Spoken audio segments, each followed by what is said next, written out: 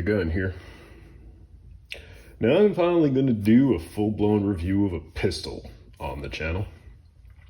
After showing off a ton of carbines and pistol caliber carbines, I'm frankly running out of long guns to share with y'all. And it doesn't help that Pablo has, let's say, gone away for a while. And my buddy Jarhead is already off the grid prepping for fishing season. So for the time being, you're stuck with me and whatever I have left hiding in the back of the safe. So when it comes to handguns, I have cycled through a bunch over the years. I mentioned it before, but I was pretty late to the game getting into firearms. So when I started buying handguns around 2009 or so, the world was still pretty high on the 40 caliber fad. Now, back then, I didn't know anything about guns other than what I learned from G.I. Joe and from the movies. So I consulted the one man I knew that did have some knowledge of firearms, and that would be my brother, Dick. Well, that was a mistake.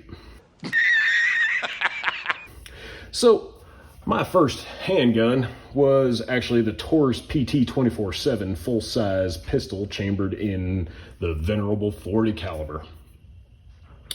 Well, for a new shooter, there are a few guns you can put into their hands that would be worse. The trigger sucked, the recoil was insane, and I almost sold it and went back to collecting comic books.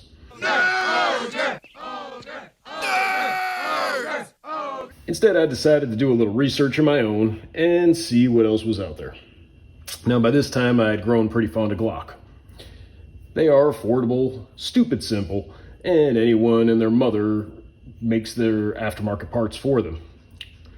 So I now own several Glocks, and if this particular video gets any views, perhaps I will show off more of the cooler ones at some point.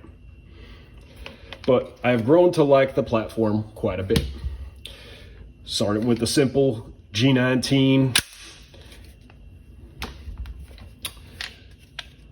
a little bit more complex G19.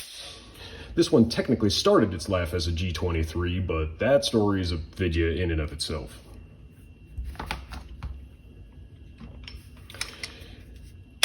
And I've gotten into the 19X. I've even tried it in 45 caliber. And this one, if this video does any good, this one will get its own video too, because this one's pretty cool. But the one we're going to talk about today is what started its life as a simple Glock 17. Now, I'm going to say I'm in a bit of a pickle. I'm Pickle Rick! Since when reviewing a striker-fired pistol, it doesn't make sense to go ass to mouth, which is how I normally roll. So we're just going to dive right in instead. Now the frame is just a stock Gen 3 frame. I thought about doing my own stippling job on it because it is super smooth and does not offer much gription and texture at all. I haven't bought myself a soldering iron, but someone took the wrong tone with one of my buddies and now it doesn't work right. You're talking to my guy all wrong. It's the wrong tone. Do it again, I'll stab you in the face with a soldering iron. No, pretty much the rest of this gun is all from the same place, and that would be ZEV Custom. I discovered these guys several years back when pretty much all they did was Glock trigger kits. They've gone on to make a lot of other cool stuff over the years and are now very deep into the SIG P320 game. But back in the day, it was either these guys or Apex if you wanted a premium upgrade to your trigger, versus the more budget options from Lone Wolf. You know, you could get their trigger bars. Or Lenny McGill over at the Glock store. Anybody remember Lenny and his big popping biceps and his blonde half plastic lady friend? That dude was my hero for a while. So anyway, ZEV has the Fulcrum adjustable trigger package, which includes the trigger pad, the trigger safety spring, the ejector housing, a skeletonized striker, trigger spring, 2 striker springs. You get a 2-pounder and a 3-pounder for those pesky Russian primers. Stainless steel firing pin safety and a firing pin safety spring. So essentially you rebuild all the internals of your pistol with this particular package, which runs about $270. You serious? That is about half the price of the gun itself, so not an inexpensive upgrade.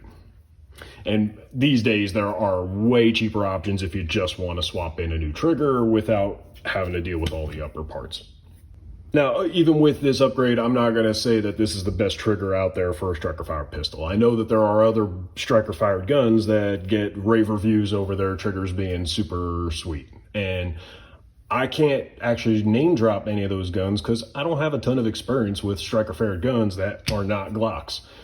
I have a SIG, P365, but aside from that, pretty much all my striker-fired guns have been Glocks because they work and they're reliable and they are stupid easy to take all the way apart, which I like. So moving up to the slide, I decided that I wanted to go with an optics cut. This was a few years ago. I don't exactly remember when I got into this slide, but it was at least 4 years ago. And so well before Brownells and pretty much everybody else was offering more toned down options for optics cut slides. So if you really wanted something cut for an RMR, you pretty much had to send out your slide and have somebody chop it up and then re-anodize and mail it back to you. Well, ZEV did have some standard options for replacement slides, so you could buy a brand new one and keep your old one intact in case you wanted to go back to the stock setup for some stupid ass reason. And I was one of those douchebags that did exactly that. So this is not the stock slide. The stock slide's in a box somewhere underneath this table. And this is the ZEV custom slide. Now, at the time when I bought this, they had some fancy name for the exact pattern of cuts and milling and I don't know what they called it. I don't remember. It's been a couple of years, and I drink a lot, so I don't really remember much of anything these days. They don't offer this one on their site anymore, at least as far as I could tell from some mild digging, so this one is just what it is. And while we're talking about these slide serrations, these are really aggressive and they go all the way up and around the front of the slide and on the back. I like that they included all the way up on the front and it goes all the way up pretty much to the muzzle. This comes in handy because now that I have the RMR on here, I can grab back here. And again, these are aggressive enough that I can get good gription on there without too much of an issue, but I can also rack the slide up here, especially if I'm trying to get a case, clear the weapon and I want to pop the case out and catch it. I ain't John Wick, so I ain't flinging it up in the air or whatever. But so these are really nice, and it doesn't matter if my hands are covered in blood, sweat, semen. I can actually get a hold of these things and it's not going to slide off. So these are really, really nice. Now, I mentioned that this is a RMR from Trijicon. It's one with a 2.0 MOA dot. So it takes some getting used to. This was actually one of the first guns that I tried to shoot, handguns that I tried to shoot with an optic on it. So getting used to the idea of trying to find the dot in there and all that jazz was, it still is for me. I don't shoot a ton of handguns and I definitely don't shoot a ton with the optics, even though I'm starting to go that route. Now, I'll talk about this at another point, but the Hollow Sun having the neat little reticle that helps guide you to your point of aim, this thing is badass, and I'll have to do a special video talking about this one because this optic is sweet. And ultimately, this is going to find its way onto a much better gun because this thing is awesome. And it's got the shake awake technology, so I just leave it on, and when I put it in the safe and store it away, it'll put itself to sleep, and then as soon as I grab the gun out of the safe, it's right back on again. So the battery's going to last probably longer than I am, the way I drink, but this thing's pretty cool, so we'll get to that. But for now, on this particular guy, I have the Trijicon RMR, and I could put this one on here, but I don't use this gun enough to justify that. I think that Hollow Sun is going to find its way onto my new Beretta. While we're talking about the slide, I could show you some of the internals. So the brass plunger here is the upgraded safety plunger. And this may or may not actually even be a ZEV, to be honest with you. I thought it was, but theirs are stainless steel. but the striker's different. I didn't bother changing the recoil springs. Now, there's a bunch of philosophy about changing recoil springs, and if you ask Lenny McGill, he'll tell you that you have to put in like some titanium shit or something because it changes the weight and feel of the front end of your gun. That dude's a fucking moron. This guy's such a douche. Leave the stock recoil spring in there. Glock's been putting them in there for however many friggin' years, and there's no problems with those things. It'll outlast your gun. The barrel is a Surefire, and it's a 416 stainless steel with a really nice black nitride finish. And it came with a thread protector, which you have to remove in order to get the barrel out of the slide. I don't know anything special about the rifling, pitch, and all that other jazz, but this thing is really nicely made. Obviously threaded for use with a silencer, so that is what I was using this for a little while. I did have to put the Dremel to remove a little bit of the Cerakote finish that they had on here, because the slide was getting hung up on the frame when I first got it. So in order to accelerate the wear, if you will, I just kind of sanded off a little bit of that anodizing, and then the slide cycled just fine. But the little chew mark that you see there is actually just from my Dremel bit kind of making some contact, you know, rubbing. And Robin's son is racing. I have a set of, what are these, Trijicon night sights. These are the suppressor height night sights, so they can be co-witnessed through the red dot in case the red dot should shit the bed or get a big clump of mud in there, and then I wouldn't be able to co-witness shit through it anyway.